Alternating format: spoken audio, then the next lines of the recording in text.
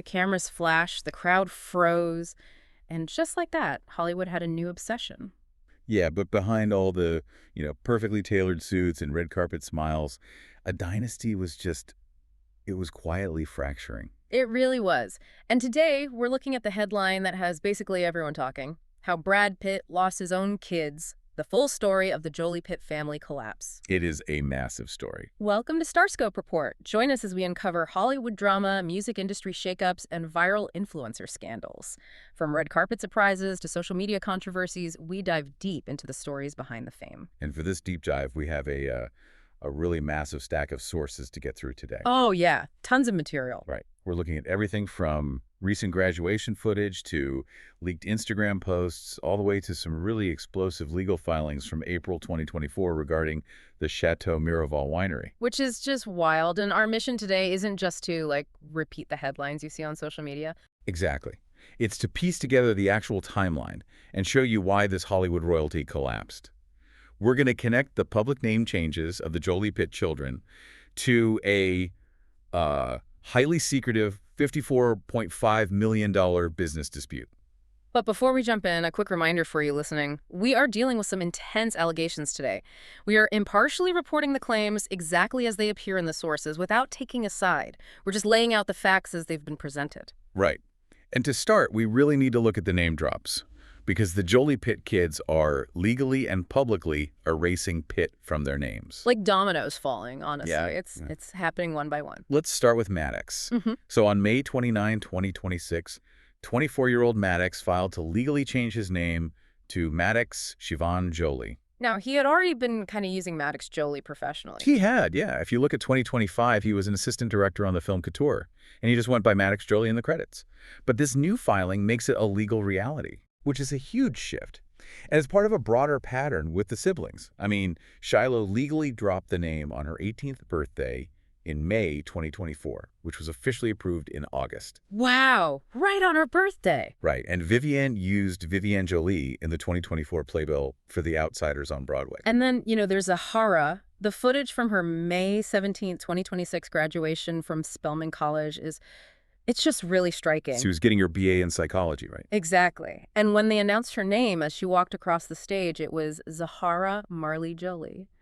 Just a few weeks before that, on April 26th, she actually gave this amazing mother-daughter luncheon speech. Oh, I read about that. What did she say again? She talked about being adopted at 6 months old, and she specifically praised Angelina, saying she was raised by a mom who showed her what it looks like to be a decent human being. The absence of Brad Pitt's name there was, well, it was loud. It really was. And there's a huge ticking clock here. We have an upcoming deadline on July 12, 2026. The twins' birthday? Exactly. Twins Knox and Vivienne turn 18, which means they entirely age out of any residual custody agreements. So there's no more court-ordered visitation or anything? Right. No legal framework forcing contact. It becomes 100% their choice. Which has to be terrifying for Pitt. According to U.S. Weekly and the Express Tribune, Pitt is reportedly just deeply hurt by all this. Sources say he views the surname drops as a really painful consequence of the estrangement. And his biggest fear is permanent disconnection. Yeah, which is such a sharp turn from his 2017 GQ interview where he admitted to his shortcomings and said family was everything.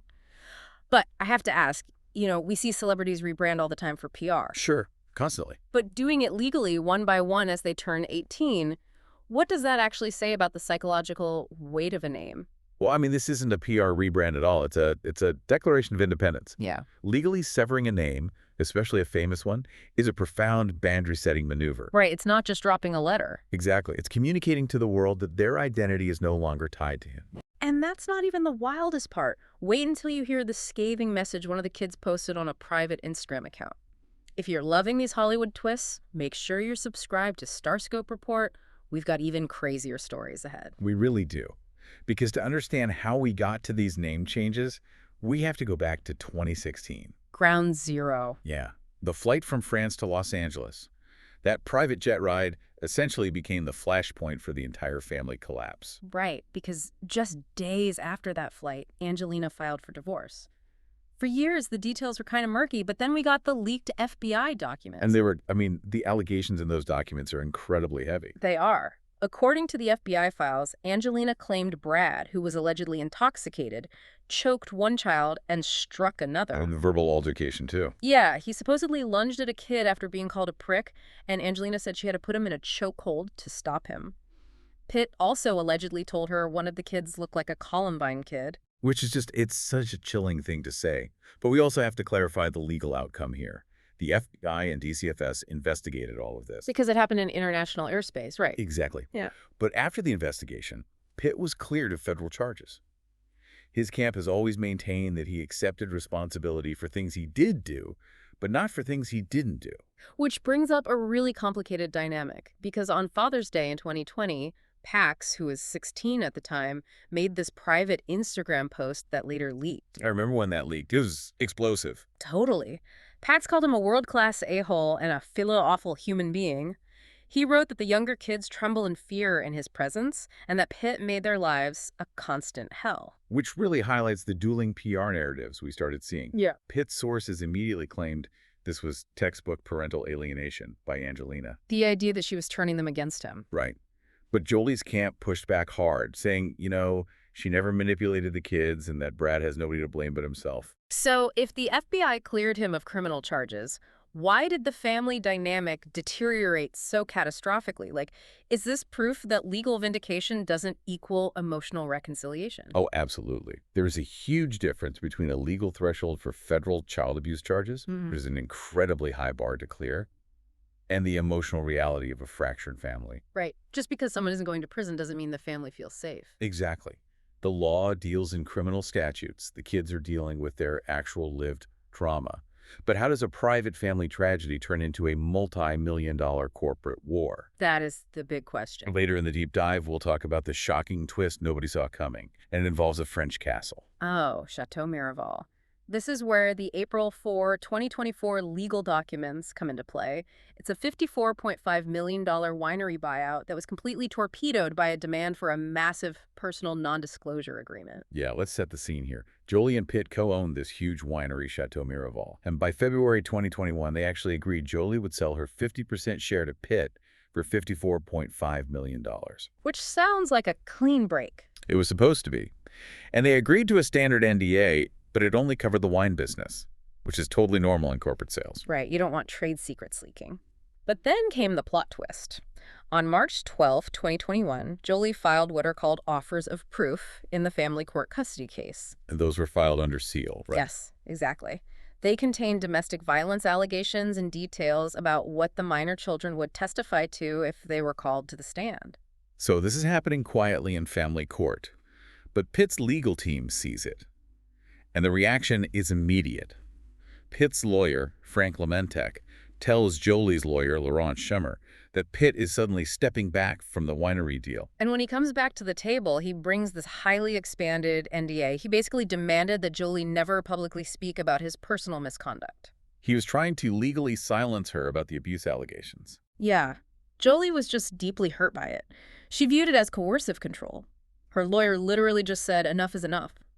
So in October 2021, she turned around and sold her share to the Stoli Group instead. And Pitt retaliated with a $64 million lawsuit for punitive damages, calling her sale vindictive and malicious. Okay, let's unpack this with an analogy. It's like agreeing to sell a house to someone, but at the very last minute, they demand a legally binding contract that says you can never tell anyone they broke the windows. Right. Why would you ever sign that? You wouldn't. It's a perfect example of the intersection of wealth, PR, and power.